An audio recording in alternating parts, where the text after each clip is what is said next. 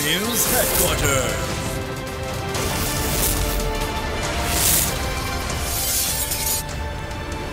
अस्सलाम वालेकुम। बोल न्यूज हेडक्वार्टर्स में आपको खुशामदीद कहेंगे। मैं हूं आपके साथ सहरिश जुहेब। मैं हूं मोहम्मद कामरान। मैं हूं महावेश निसार। हेडलाइंस आपने मुलाहिजा की, बुलेटिन में बात होगी। इलेक्शन कमीशन की खामोशी क्यों? हुकूमत को किसका खौफ? कहां कहां मुजाहिरे? बिजली के बिल कम हो गए और किराए से ज्यादा टैक्स। सबसे पहले बात बड़े खिताब की। ओवरसीज पाकिस्तानी किसी को पैसा भेजें तो फॉरेन फंडिंग कैसे हो गई? अगर ये फॉरेन फंडिंग है तो बैरून मुल्क पाकिस्तानी जो अपनों को पैसा भेजते हैं वो क्या हैं? इमरान खान ने इलेक्शन कमीशन के फैसले पर सवालात उठा दिए। एहतजाज से खिताब में कहा तहरीक इंसाफ को मिलने वाली रकम फॉरेन फंडिंग नहीं है। इमरान खान ने इंतखाबात में चलने वाले पैसे पर भी सवालात उठाए। कहा सेनेट में सरेआम बाजार लगता है, अराकीन को खरीदा जाता है। गिलानी का बेटा पैसे देते पकड़ा गया। सिंध हाउस में मंडी लगी। लाहौर में इलेक्शन के दौरान लोग पैसे देते हुए पकड़े गए, लेकिन इलेक्शन कमीशन को कोई फर्क नहीं पड़ा।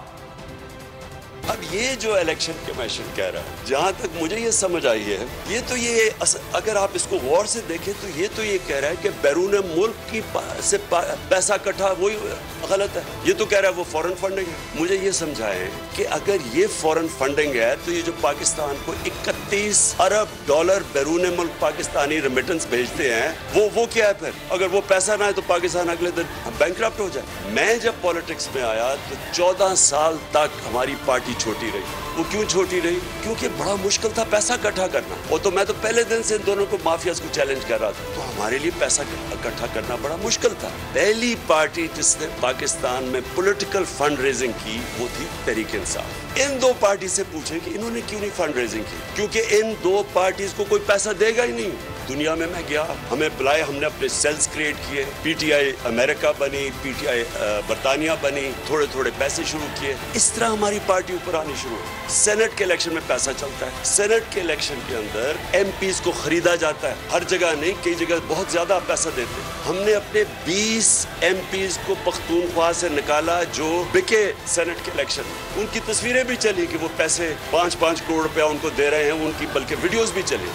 ये हमारी मंडी लगी यहाँ सिंध हाउस में, सारों को पता था रेट कितना है। 20 से 25 करोड़ रुपया एमपीज को खरीदा जा रहा है, एमएनएस को। कोई इलेक्शन कमीशन को फर्क नहीं पड़ा।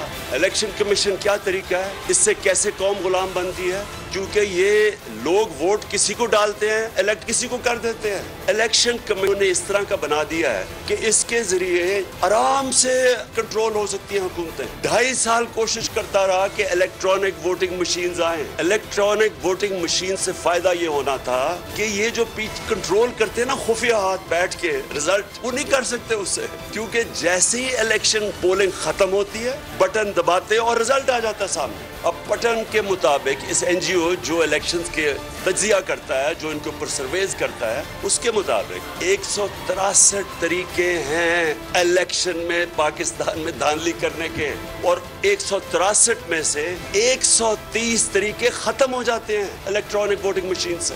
इसलिए हम कोशिश कर रहे थे। इन दोनों ने पूरा जोर लगाया ताकि ये ना आए मशीन्स। और उनके साथ कौन मिला हुआ था? जिसने अब इनके साथ मिलकर ये फैसला किया, इलेक्शन कमीशन ऑफ पाकिस्तान। हुक्मरान अवाम से इतने खौफजदा क्यों हैं? एहतजाज की कॉल दी तो इस्लामाबाद को कला बना दिया गया। लगता है जैसे शहर इक़्तिदार पर कोई बैरूनी हमला होने वाला है। जमहूरी हक पर डाके पर इमरान खान हुक्मरानों पर बरस पड़े। कारकुनों से खिताब में कहा 25 मई को कभी नहीं भूलेंगे। डी चौक पर अवाम पर जुल्म किया गया। हमेशा हमारी कोशिश हुई है कि आइन और कानून के बीच में रह के एहतजाज भी करें, जो भी हम जलसे करें, जो भी करें, लेकिन मेरी हमेशा कोशिश रही कि आइन और कानून के बीच में रहे, मेरे मुल्क को कोई नुकसान ना हो। तो ये इतना खौफ क्यों है? ये जो इनको क्यों डर है इतना ज्यादा? और ये आपको समझना बहुत जरूरी है। अगर आपने ये पता चलाना है कि ये एकदम इस्लामाबाद को बंद कर दिया, कंटेनर्स लगा दिए, लोगों की जिंदगी अजाब कर दी, कि पता लगा इस्लामाबाद को। इन्होंने 25 में को जो जुल्म किया मैं कभी नहीं भूलूंगा। जो शेलिंग की गई, ये आप यहाँ हैं आज F9 पार्क में, आपको पता है कि ये डी चौक पे इन्होंने किस तरह का जुल्म किया। अपनी पुलिस, अपने रेंजर्स रबर बुलेट चला रहे हैं, शेलिंग कर रहे हैं जैसे पता नहीं कोई दुश्मन फौज आ गई है। और इन्होंने क्यों किया? वो खौफ फैलाना चाहते थे। इनका ख्याल था कि एक दफा इनको दबाओगे, मारोगे, चुप करके बैठ जाएंगे भेड़ बकरियों की तरह। इलेक्शन कमीशन का फैसला मंजूर नहीं, शहरी इमरान खान और तहरीक इंसाफ की हिमायत में एहतजाज करने बाहर निकल आए। इस्लामाबाद के F9 पार्क में बड़ा जलसा हुआ जिसमें कारकुनान ने भरपूर शिरकत की। हुकूमत और इलेक्शन कमीशन के खिलाफ नारे भी लगाए।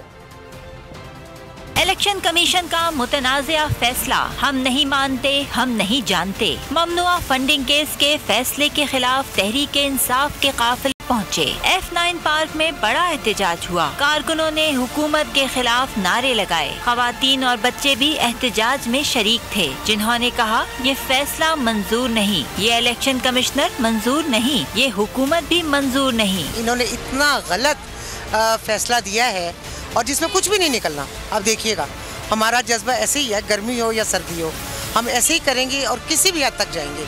इलेक्शन कमिश्नर को इस्तीफा देना पड़ेगा। तो जितने भी ये लोग प्रोपेगेंडास कर रहे हैं, इनका कोई इनको फायदा नहीं होने वाला। बड़ी मुश्किल से कोई ना कोई झूठा केस बना के निकाल के और खान को बाउंड करने की कोशिश करते हैं, लेकिन अल्लाह ताला खान के साथ है। PTI की खवातीन इस तहरीक का हरावल दस्ता है और हम ना झुकने वाले हैं ना डरने वाले हैं। आप हर ओछा डंडा इस्तेमाल कर रहे हैं, आप करें, लेकिन अब आवाम जाग चुकी है। चार्ली चैपलिन को भी इलेक्शन कमीशन के फैसले पर एतराज था। वो भी एहतजाज करने F9 पार्क जा पहुँचे।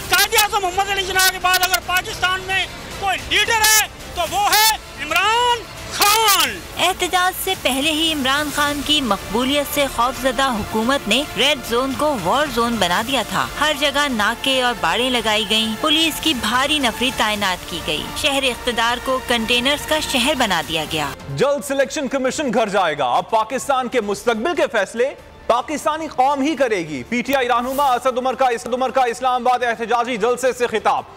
परवेज खटक बोले, ये साजिश करके आए हैं जो अवाम को कबूल नहीं।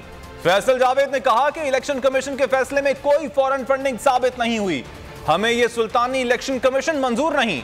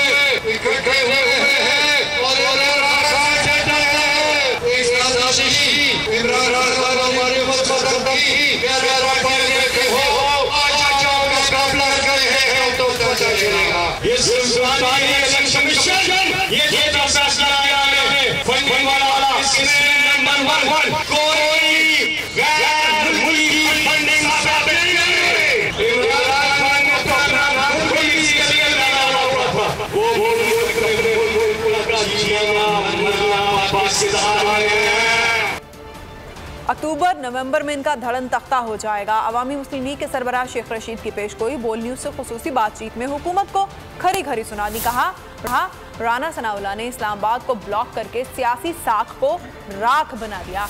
अवाम इमरान खान के साथ है।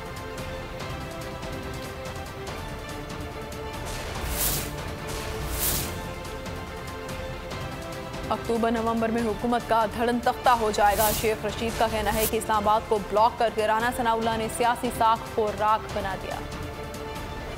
वो अकल का अंधा है, उसको अकल नहीं है, उसका ज़हनी तवाज़न जो है वो मेरे नज़दीक शक में है। अगर यहाँ चले जाते ये पुरअमन इhtजाज हो जाता, क्या हो जाता? सारा इस्लामाबाद को ब्लॉक करके उन्होंने अपनी सियासी साख को राख बनाया। इंशाअल्लाह ताला इमरान खान के साथ लोग हैं, अल्लाह कामयाबी देगा। ये नाकाम होंगे, नाशाद होंगे, सियासी तौर पर बर्बाद होंगे। हम फसाद नहीं चाहते। 25 तारीख को भी इमरान खान ने सुबह के वक्त ही कहा कि आप डिस्पर्स हो जाएं, क्योंकि ये लाशें चाहते हैं, हम इनको लाशें नहीं देना चाहते। अक्टूबर नवंबर में इंशाअल्लाह। सब्सक्राइब करें और बेल दबाएं ताकि कोई खबर रह न जाए।